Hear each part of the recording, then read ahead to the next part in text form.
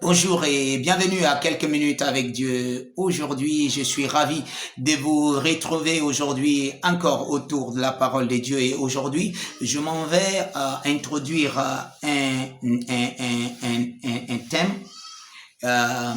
C'est une réflexion que nous avons eu le temps, n'est-ce pas, de discuter autour il y a déjà quelques mois. Mais nous revenons là-dessus à cause de son importance. Nous voulons parler du Saint-Esprit.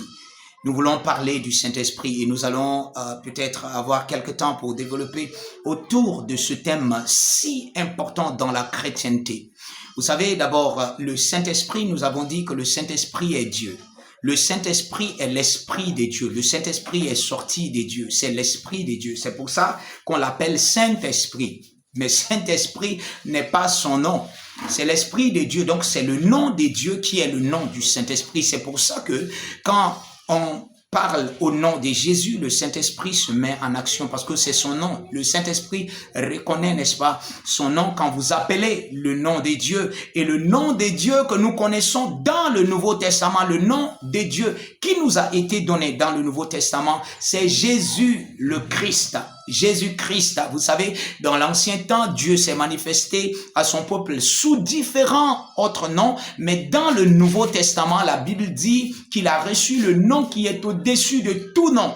Et au nom de Jésus, toute chose est possible. Et c'est le nom qui nous a été donné, n'est-ce pas, pour vivre avec. C'est le nom qui a rendu, n'est-ce pas, le Nouveau Testament possible. C'est le nom qui a rendu la chrétienté une réalité et, n'est-ce pas, une vie réelle. Donc, aujourd'hui, n'est-ce pas, je voudrais introduire encore le thème sur le Saint-Esprit. Le Saint-Esprit est, comme on le connaît, la troisième personne de la divinité. La troisième personne, n'est-ce pas, de Dieu. On parle de Dieu le Père, Dieu le Fils et Dieu le Saint-Esprit. Et ces trois noms de Dieu, n'est-ce pas, se résument en une seule personne qui se manifeste en trois différentes caractères.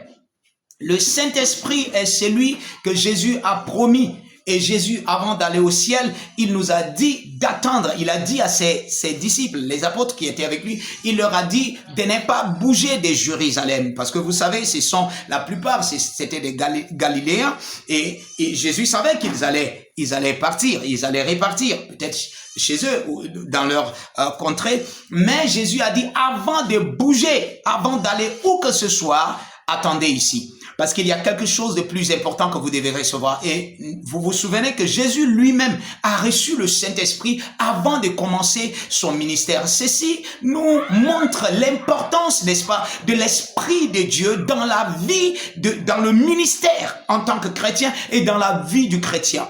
Et je m'en vais clôturer cette session qui se veut une session introductive avec ceci. Sans le Saint-Esprit, il n'y a pas de vie chrétienne. Sans le Saint-Esprit, parce que j'ai l'habitude de dire, il n'y a pas de vie chrétienne authentique sans le Saint-Esprit. Cette fois-ci, je vais enlever le mot authentique. Il n'y a pas de vie chrétienne sans le Saint-Esprit. Sans le Saint-Esprit, sans la connaissance de l'Esprit de Dieu. Parce que c'est lui qui rend la vie chrétienne possible.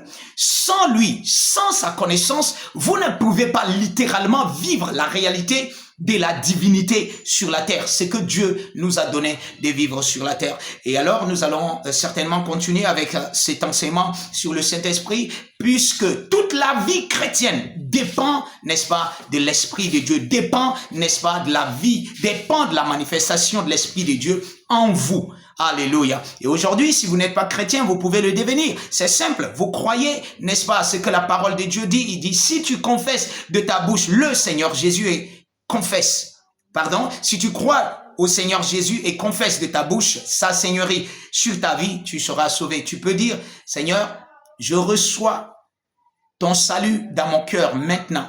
Et je confesse de ma bouche que Jésus-Christ est le Seigneur de ma vie. À partir d'aujourd'hui. Si vous avez fait cette prière, alors je vous rassure que vous êtes désormais un enfant de Dieu et que vous avez, n'est-ce pas, vous avez reçu son salut en vous, vous êtes rentré dans la divinité et bienvenue dans la grande famille de Dieu. Que Dieu vous bénisse.